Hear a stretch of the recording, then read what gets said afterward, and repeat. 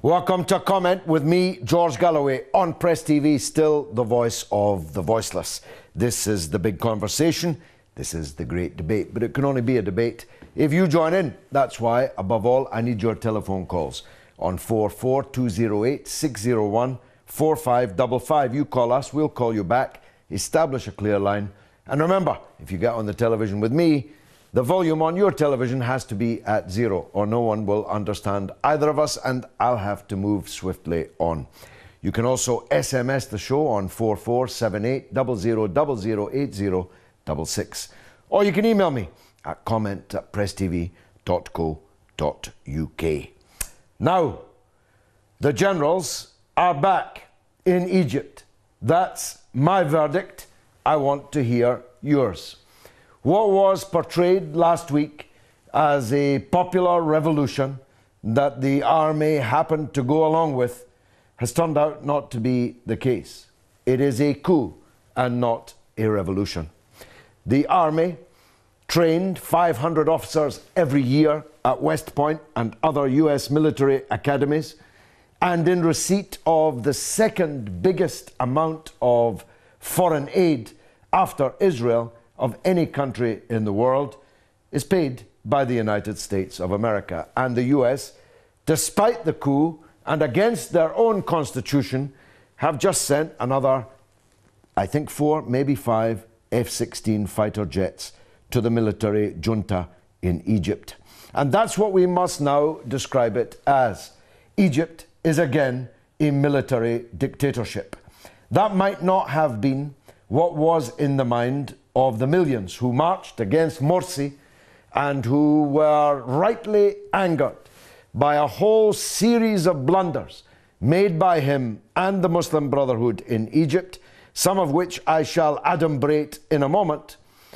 That might not have been the initial feeling of people in the hours after the overthrow of Morsi and his incarceration and the arrest warrants for the leadership of the Muslim Brotherhood, and above all, the murder of more than 50 people at prayer outside the Republican Guard headquarters in Cairo has changed everything.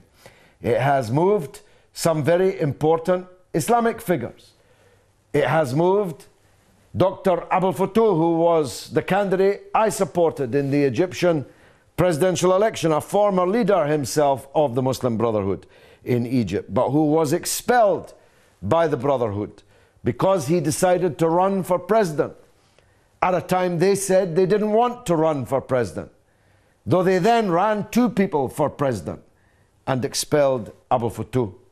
Abdel Fattah was on the streets demanding the resignation of Morsi, but when the coup became clear, Abdel Fattah jumped that particular ship, as did many other important Islamic forces, including the Salafist An-Noor party, who you'll recall commanded the support of 25% of the parliamentarians elected in Egypt's first democratic elections. Let me be clear about 1 or 2 things. I'm no friend of the Muslim Brotherhood anywhere. I'm certainly no friend of the Muslim Brotherhood in Egypt. I think that Morsi has been a disastrous president.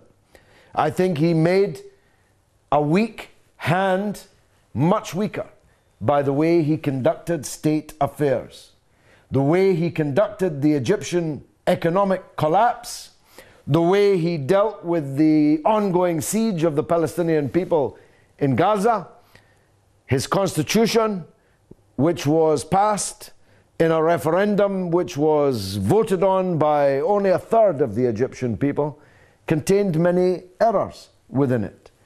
His control freakery in many important respects drove people further away from him. He missed the important point that in a country in transition to democracy, you can't say you won 52% of the vote and therefore all of the spoils belong to you. Democracy is a process.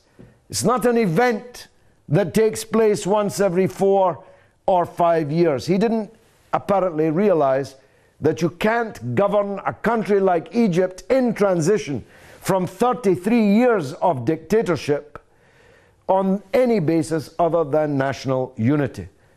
A deliberate and systematic and sincere attempt to unite different political forces. And that could have been done, but was not done by Morsi, who wasn't even the Brotherhood's first choice for president. And it shows in the way that he has governed the country. His foreign policy has been disastrous. His insult to Iran when he went to Tehran, and above all, perhaps, his derecognition of the government of Syria, his presiding over the expulsion of Syria from the Arab League, and his call at events that he was present at, his own call for Egyptian fanatics to go and join the Al-Qaeda-led so-called rebellion in Syria, all add up to a pretty disastrous 12 months. So I'm not here praying in aid Mohamed Morsi. No way. But I will never support a military junta in Egypt. I will never support a coup in Egypt. I will never support the murder of scores of peaceful praying demonstrators in Egypt.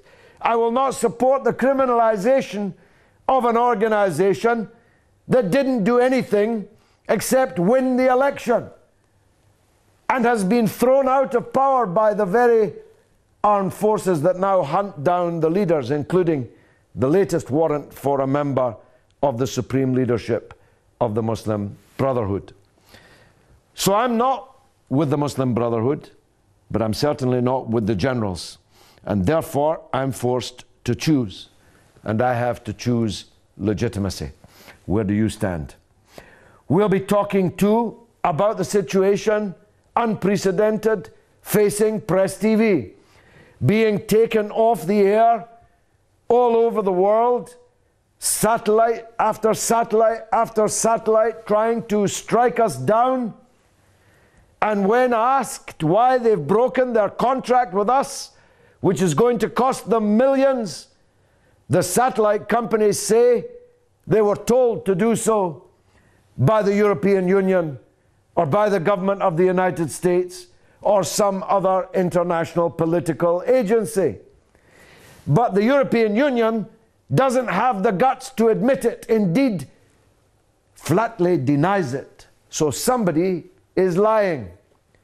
Is it the satellite company that's going to lose millions in compensation to us? Or is it the politician who doesn't want to be exposed as a liar and a hypocrite, threatening war against people in the name of freedom, liberty, freedom of speech? When you publish vicious caricatures of the Prophet Muhammad, it's freedom of speech. Nothing we can do about it.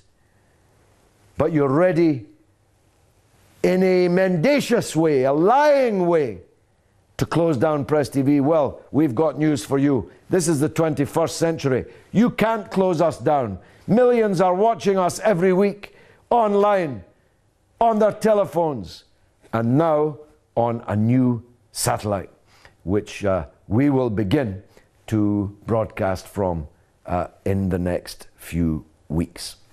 So let me know what you think about that too. And Israel has moved its tanks and its soldiers to the front with Israel. So much for the jihadist claim that they are the true Muslim army, that they are the force of the faithful, a pincer movement advancing on an Arab country. And the two parts of the pincer are Al-Qaeda and Israel. You really couldn't make it up. But they're desperate, you see. because Syria is clearly winning the war. Town after town, city after city is having these heart-eating, head-chopping, priest and bishop murdering fanatics driven out. These are, of course, only my views. They're not the views of anybody else. They're not the views anybody told me to have. They're not the views, still less, that anyone's paying me to have. They are just my views. And if you have different views, your call is even more valuable than any other. And I promise you, you'll go right to the top of the queue. Welcome, as always, now to the listeners at Colourful Radio, which is indeed a very colourful radio station, especially on Thursday nights at this time when they carry comment. Welcome to you all, and remember, if you're listening to us on Colourful Radio, those contact details I gave you are for this show only. Let's take the first of many calls, this one from Derby in England, from Fazia, about Press TV. Fazia, welcome to the show. Assalamu alaikum, George. Alaikum salam, Ramadan Kareem. Ramadan Kareem. And to all the Muslims watching this evening, Mubarak Ramadan. Go ahead. Yes, I'm just calling about Press TV. I think it's very unfair or what they're doing, and they're not only infringing the Iranians' right to broadcast, they're infringing on my right to choose what channel to watch. Exactly.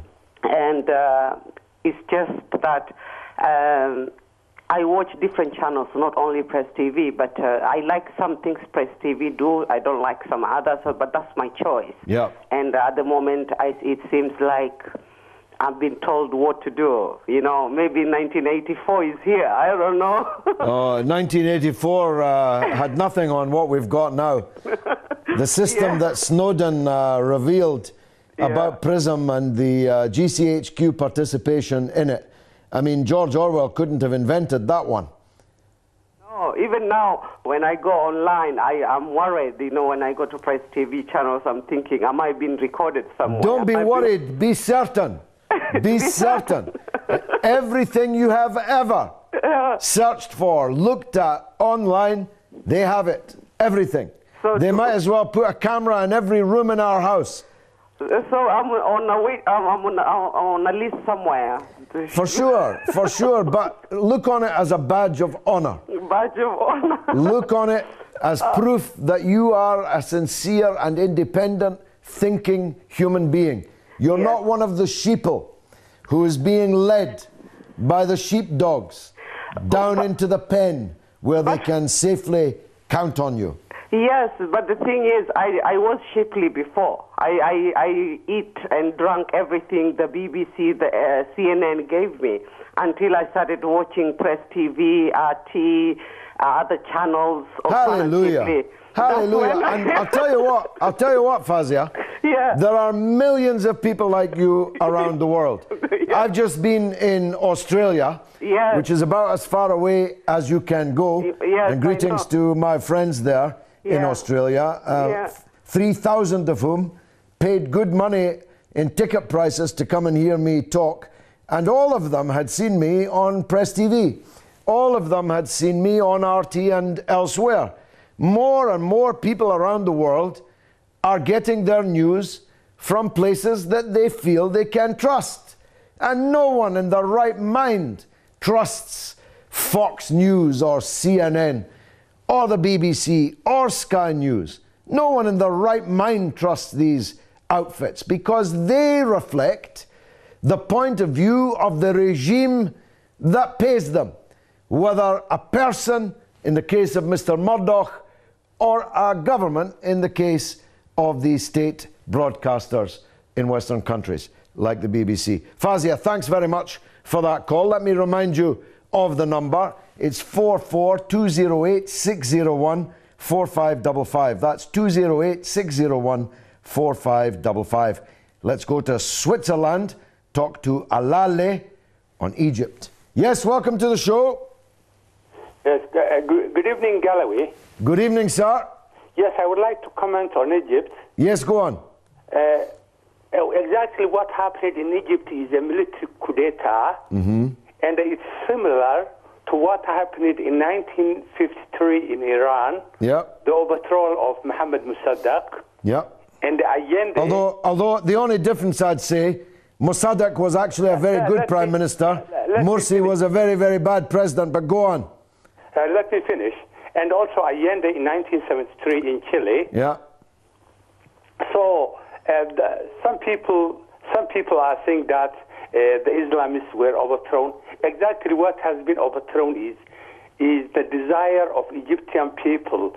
They elected a president democratically.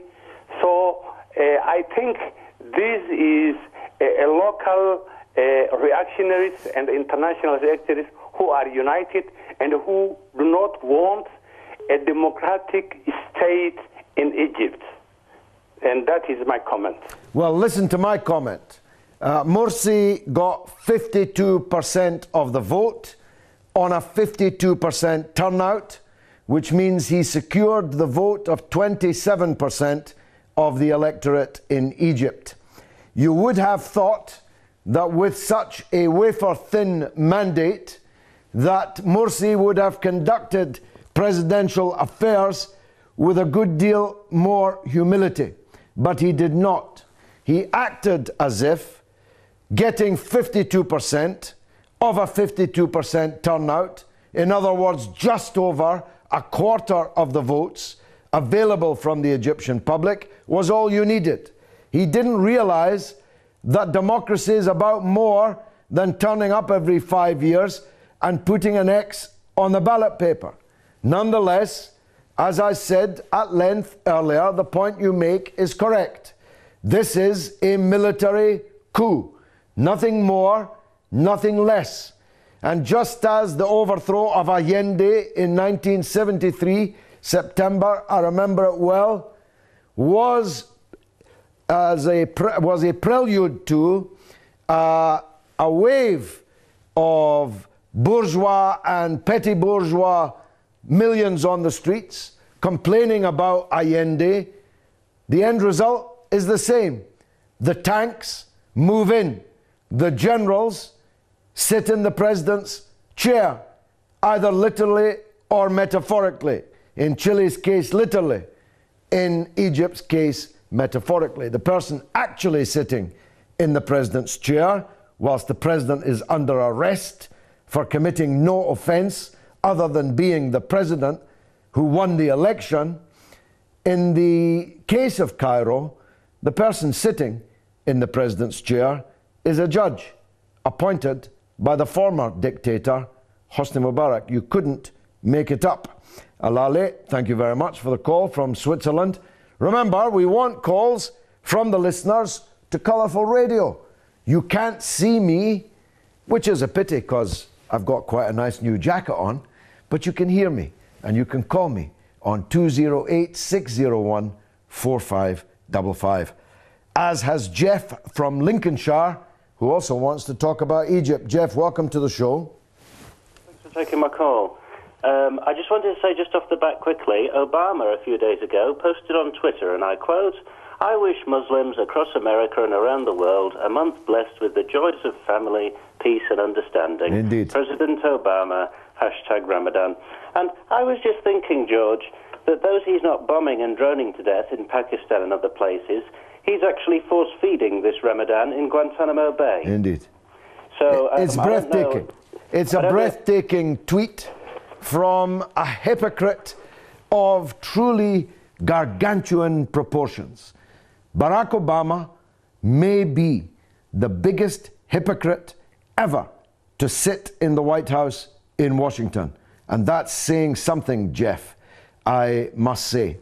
His tweet wishing Muslims peace and happiness when he is bombing, droning, force-feeding, torturing, rendering, and otherwise usurping in coup d'etat or attempting to destroy in the case of Syria is simply breathtaking. But here's something even more breathtaking. There are Muslims who are cooperating with him. There are Muslims in Pakistan that have nothing to say about American aeroplanes incinerating their own citizens. There are Muslims in Syria and in the Arab world generally who are happy to take the shilling and the shoulder-fired anti-aircraft, anti-tank missiles from this hypocrite. There are people in the Muslim world that would be prepared to kiss his hand for that which he gives them, even though the blood of Muslims is dripping from him from head to foot. Jeff, thanks for that opportunity to get that one off my chest. Remember my number, 208-601-4555. Aidan is in London, wants to talk about Egypt. Aidan, welcome to the show. Hi, George. Thanks for having me back. Welcome. I'd like to welcome you back to the UK for your successful tour in Australia. It was very good. Thank you, brother. I enjoyed all your conversations you had. Thank you, brother. Thank you. It was very. Yeah, it's good. And there's a lot of Muslims down there as well, which is. Yes, yes, indeed, indeed. I'm hoping they elect Julian Assange to the Senate in Australia in September, which will, of course, give him diplomatic immunity and save the British taxpayer $17,000 a week, which is what they're spending, standing outside the Ecuador embassy, keeping him imprisoned there. But go ahead. Yeah, well, I mean, £2,000 of my tax and everybody else's tax every year goes towards the war in Afghanistan. Yeah. So if I can give Julian Assange £20 a week, I mean, I'd happily keep him there forever. You know, it's not a problem. But Margaret Thatcher was, and I remember this, I actually got this information at the meeting we had at the Respect Party that you invited us to. I came to that meeting. It was about Margaret Thatcher and how, you know, what she'd done for our country. Oh, yes, yes. Margaret Thatcher, only 35% of the country voted for her. Yeah. And look at what she did to this country. She never, ever got more than 35%. No, she got 42 once. She got 42, 39, and then 35. But go on, your point is well made. Right. And Mohamed Morsi got 51%. As for the Muslim Brotherhood, as for inexperience of government, the Muslim Brotherhood in Egypt, the Muslim Brotherhood in Turkey have both been working at local level since the 1920s. They've been creating schools, collecting rubbish, sweeping the streets, and providing emergency medical care where Mubarak and the military regimes of both Turkey and Egypt failed to do so. So that was one point. The second point is when Erdogan came to power in 2002, he took over a bankrupt economy, had no levers of power. When Morsi came to power, he took over a bankrupt ex-military state. But unlike Erdogan, America allowed Turkey to economically flourish because Erdogan kept his mouth shut, even though everybody wanted him out. Morsi didn't, and within a year, Morsi was out, and Erdogan is still in power. There is absolutely no difference. What happened in Egypt is what happened in Turkey. In fact, they tried it on, it didn't work. They tried it on in Egypt, and it was out. And I pretty much know why they kicked him out in such a rush as well, because he was going to open the Rafah crossing. He was going to open it. Aidan, enough already. Enough already, or I'll have to be sick. And I don't want to be sick in front of everyone. He was going to open the Rafah crossing. Hallelujah! The president of the Muslim Brotherhood, the elected president of Egypt, was going to open the Rafah crossing. The Palestinians have been starving to death behind the Rafah crossing for the entire year that Morsi has been president. Morsi collaborated on destroying the tunnels that the Palestinian people were eating through. So please, as we're now on the same side on this military coup on Egypt, don't tempt me. Don't make me feel sick. Not live on television. Mohammed from Wales will be the first caller after the news, because God willing, I'll be back with the second half of comment. We're talking about the coup in Egypt. The generals are back. We're talking about Israel moving its tanks to the Syrian frontier, ready to open a second front for Al-Qaeda. And we're talking about Press TV. Come back soon. Don't miss it.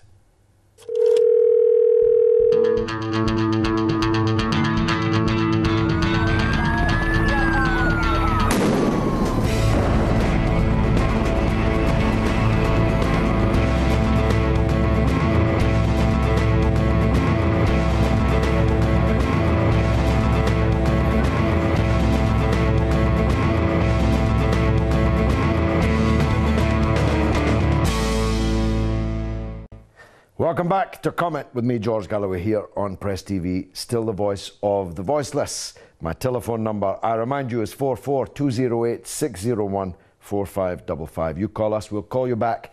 Establish a clear line. Now, Mohamed's on the line from Wales, on iPhone, on Egypt. Mohamed, welcome to the show. George, how are you? By the grace of God, good. Thanks for calling back. Go ahead. Inshallah. Thank you very much indeed for having me on your show. There are 2 points I'd like to make today. Well, basically, one is about the Egyptian. I think it was all a mess he made, you know, with the Muslim Brotherhood. And he didn't have no policies, actually. All he wanted was a Islamic Saudi-run government, right? But the people don't want all that, you know? And it's terrible what he done. And there are millions of people who came out to march against the way he wanted to run the country. So, I mean, basically what it is, they don't want Saudi type of government in Egypt. That's full stop. The next point is that young man from America, Mr. Snowden. I really praise that young man. When was it a crime to tell the truth? Yes, to tell the people whose information it was that this information existed. It's a very strange kind of crime. It is. I mean, there shouldn't be any crime telling the truth. When we were taught in school, or our parents, they all tell us, tell the truth all the time. Yeah. No, the gentleman is telling the truth, what the government is doing. Yeah. No, all of a sudden, he is the most wanted person in the whole world. Yes, I hope he's going to be. Ridiculous. I hope he's going to be safe, Mohammed. I don't know what's going to happen. It seems to be a very complicated situation. His applications for asylum and how he actually gets from Moscow to whichever country accepts him. You saw what happened last week when, in an act of international air piracy, the governments of Spain, Portugal, and France all effectively forced to the ground the presidential airplane of Evo Morales, the president of Bolivia, all because they'd been told by the US that Mr. Snowden was inside the presidential plane. Even if he had been, it would have been an act of piracy to bring down a presidential aircraft, which had every right to have anyone on board that it wanted. It's a sovereign aircraft of a sovereign president flying from Russia to Bolivia. But, of course, Mr. Snowden was not on the plane. But the president of a sovereign country was and could have been killed as a result. So what will happen if Mr. Snowden gets on an airplane, say to Cuba, en route to Venezuela, which has generously offered Mr. Snowden protection and asylum? That airplane has to fly over European airspace and potentially even over North American airspace. Will that Russian airliner be forced to the ground with the commensurate risk to hundreds of passengers just so they can get hold of a man who's merely told us the truth? Mohammed, you raise a very good point. Thank you very much indeed for doing so. 208-601-4555. That's my number. Gary from Halifax is on the line, but that tells only half the story, because it's Gary from Halifax, Nova Scotia, Canada, in North America, which I always find extraordinary and like to say. He wants to talk about Egypt. Gary, welcome. Good evening, George. What do you think of my analysis of Egypt? Do you agree or disagree? Well, I think I do not disagree with a word that you said about the tragedy of Morsi's opportunity, of how he blew a fantastic opportunity. But, you know, that's, you know what the song, the famous phrase in the workers' movement is, don't mourn, organize. Yeah. So I think that's also the key thing to keep in mind. Egypt is by no means over. No, no. And this whole U.S. effort is getting more and more and more unstuck. The Snowden affair is another sign of how unstuck it's getting. To take this move at this time with all the chaos going on in Syria, all the plans against Iran, to suddenly leap out and take this jab at Egypt is utter craziness. But we know why they have to do it. One of the least commented situations in this latest coup is there's a region called the Sinai Peninsula, and access to the Sinai Peninsula is mutually permitted for Egyptian troops and Israeli troops under the so-called Camp David agreements back in 1979. Yeah. And now we see how the Israelis are maneuvering with the United States to make sure that Egypt, cannot remilitarize the Sinai, cannot put their troops there in the ordinary way that any other sovereign country should and would look after its sovereign territory. And of course, why Israel and the United States want to do this is that the Suez Canal is the chokehold that they would have on Egypt no matter who was in office. So I think that's the other shoe that has yet to drop, but it's a very big boot.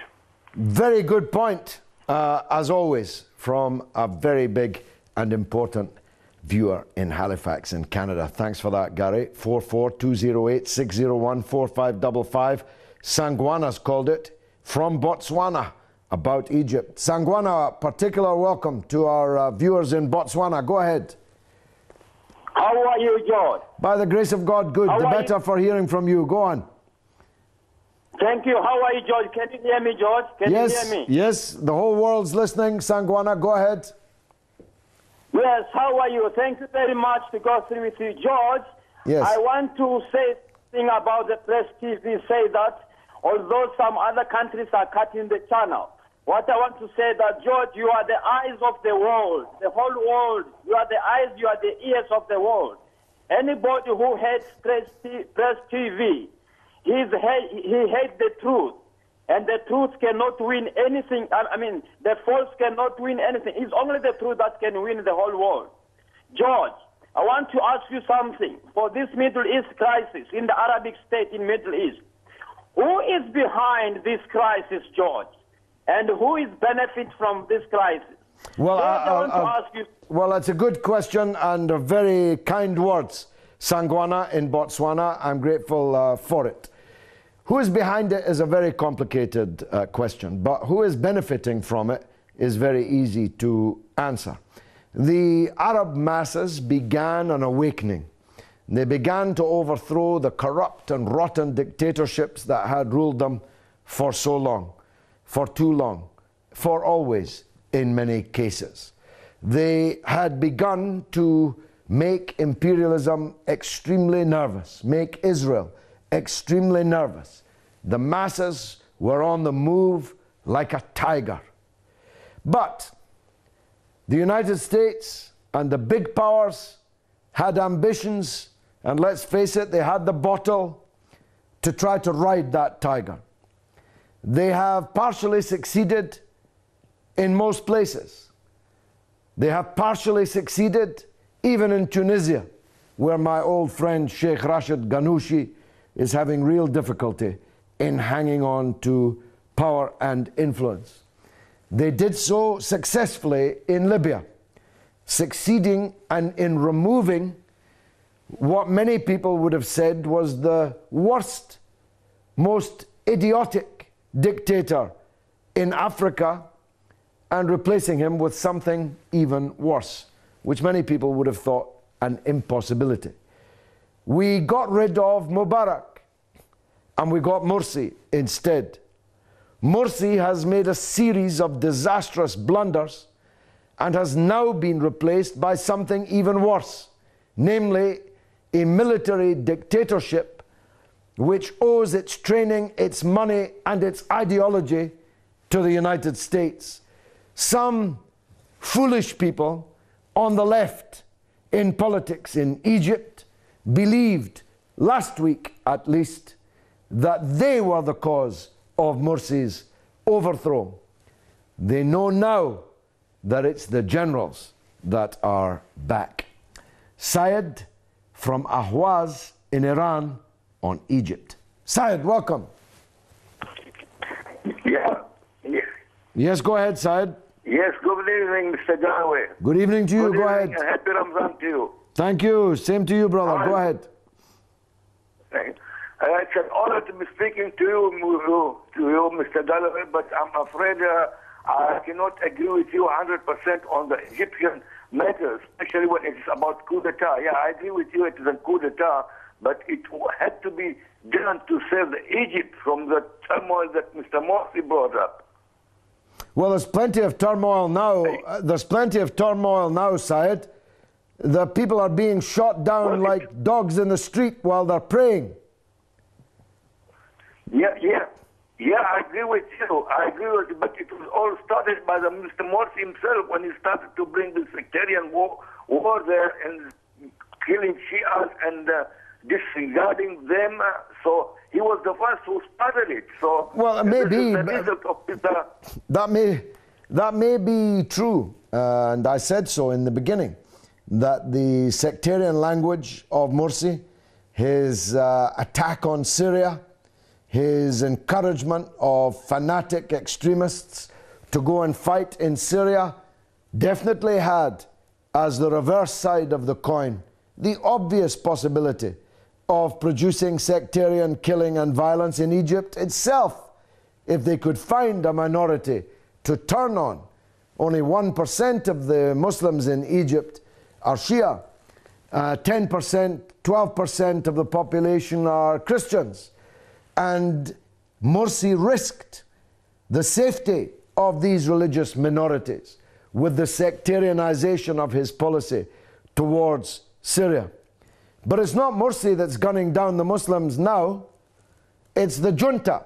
It's the military junta that's gunning down the Muslims now at prayer on the eve of Ramadan, and no doubt each day as we go through Ramadan. The idea there's going to be less turmoil now after the army has overthrown the elected government is fanciful, Syed. I'm sorry. 44208-601-4555. Now, Israel has moved its tanks up to the Syrian border. Of course, they already had 4 brigades there, and they've moved a 5th to the border, leading to analysts speculating that they're about to open an open and unconcealed military front against Syria, thus producing, as I said at the beginning, the most peculiar pincer movement in all history. Not since the Molotov-Ribbentrop Pact, the Stalin-Hitler Pact, have there been 2 more grotesquely unsuited allies in a conflict than that pincer involving Israel and Al-Qaeda. You couldn't make it up, but I'm not making it up. It's actually happening. Lever's on the line on that very subject. He's from Manchester in England. Lever, welcome as always. Go ahead, sir. It's always a privilege, George. I hope you have planted many good seeds of thought in Australia. Thank you. Just before going about the Israeli situation, yeah, a bit on the up-to-date information on Snowden from Russia today. Okay. That a plane has left Moscow due to go over American airspace, but diverted themselves to avoid this and due to land at midnight in Cuba. And is Mr. Snowden on board, or don't we know? Don't we know? Don't know. Okay, let's hope he lands safely, and let's hope he's on that plane, because he must be getting fed up of the airport in Moscow. That's right, yeah. Now, I am a Jew, as I've already stated. Yeah. I wanted to say, I was once a member of a Zionist, I'm actually not proud about it, of a Zionist church. We prayed and wanted for a Zion world, basically for the better of humanity. This is what we were told. Now, there was two schools of thought. One was the Battle of Armageddon will be fought on a spiritual level to bring about Zion, which I was. I don't believe in bloodshed. And the other, that Armageddon will be fought on a military level between Muslims on one side and Christian Jews on the other. Now, this information and sort of friends from years ago and things like that. Now, I believe that these types of Zionists are manipulating world events, pushing us to World War III situation as the biblical revelation predicts. Now, I think, as you know, most Zionists are North American white Christians, so they rather look at biblical text rather than the Torah. When in actual fact, this would be a self-fulfilling prophecy if it was manipulated. They are that mad that they actually think that God wants this and is for the greater good of all of us. Well, let's hope they don't get their hands on power. Oops, they already have. Lever, thanks for that. Charlo is in Norway on holiday in Gambia and wants to talk about Egypt. That's quite a mouthful. Go ahead, Charlo. Hello, the commander, Mr. Galloway. Welcome to you. Great to hear from you. Go ahead, sir. Hello, George. It's a pleasure to hear your voice. You know, really, I do really miss your voice. And I'm just here for some months just to relax and enjoy my holiday. And I'm always with you on Press TV. Enjoy it, brother. Enjoy it. Yeah, as you said, Mr. Galloway, you know, that word, I never forget it. Remember, we should always remember. And I think Muslims, it's high time for them to remember this word. Let us come together. Emancipate yourself from mental slavery. Mr. Galloway, same to Morsi. You remember when Morsi, before he comes onto power, he promised the Palestinians, he said that Palestinians would really have a way of survival. Their survival will become easier when he becomes president. Yeah. He let them down. He did. He let the Palestinians down. He did. And of course, I don't support any military coup, but it's really good. It's better for Morsi to leave. Let him go. We need somebody strong, somebody who is really a good leader, who can really show the sympathy, you know, to the Palestinians and within that Middle East and the Muslim world. Muslims as a whole should learn a lesson. You know, America is not there for them. They should learn a lesson what America did in Vietnam, in Saigon, in Nicaragua, in Panama, and many other countries right now in Afghanistan, Iraq, and they're trying to hunt Iran. You know, it's high time, Mr. Galloway. Well, look, Charlo, I can't disagree with much of what you say. I just have to make this point, that any country has the right to choose the wrong leader. But what no country can be supported in doing is for army generals, bought and paid for, trained and armed by the United States of America, and now rearmed just in the last day with 5 new F-16 fighter jets being sent to that military junta to make them even more militarily powerful. Against whom are they going to fight with these F-16s? They're not going to fight Israel, that's for sure. Otherwise, America wouldn't be giving them all these hundreds of millions of dollars and all these weapons.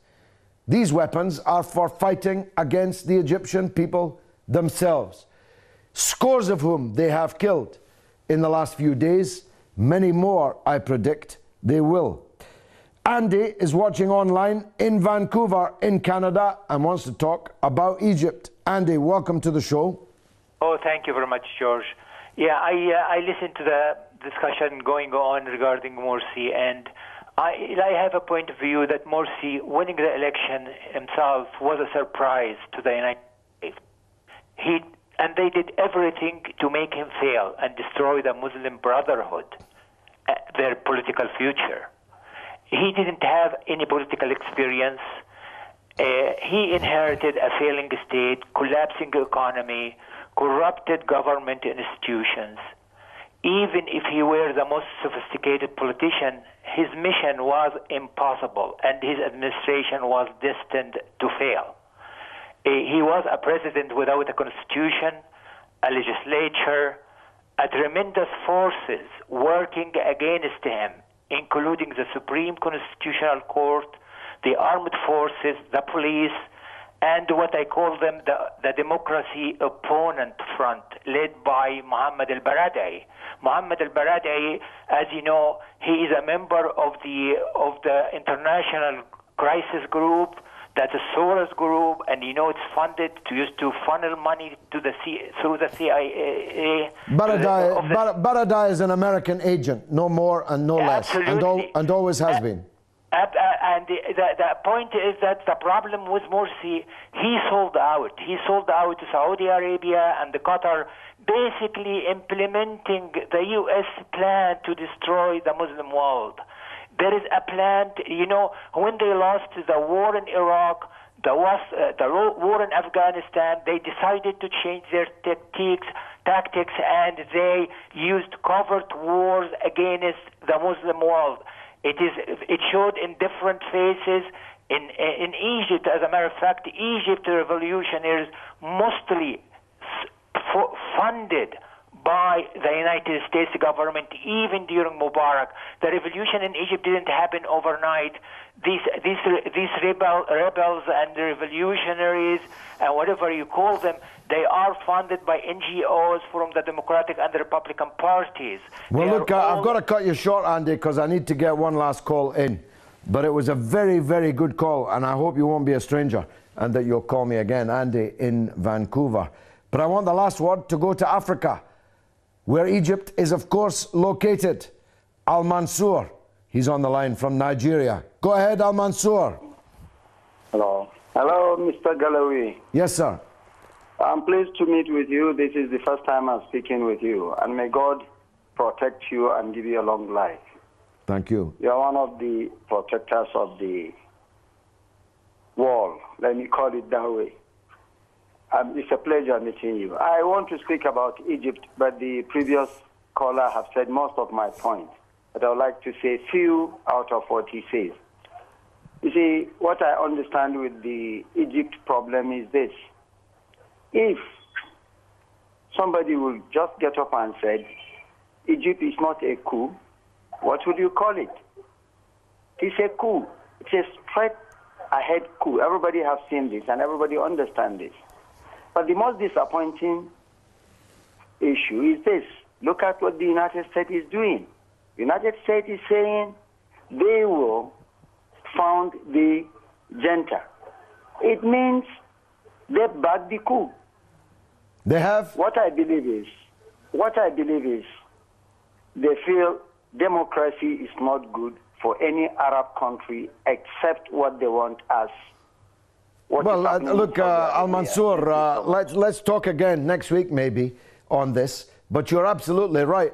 The Palestinian people voted for Hamas and suffered 5 years of siege and starvation at the hands of Israel and Mubarak's Egypt, a siege which was not wholly lifted by the ex-president Morsi.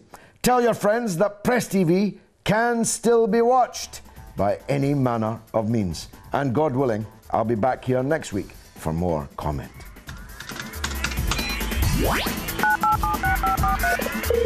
Hello, if you comment, your name and a that number. And just make sure that your television volume's set to 0.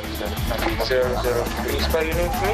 Yeah, I know. You redirect me to the phone number and then we'll call you back. Comment. And then can I have your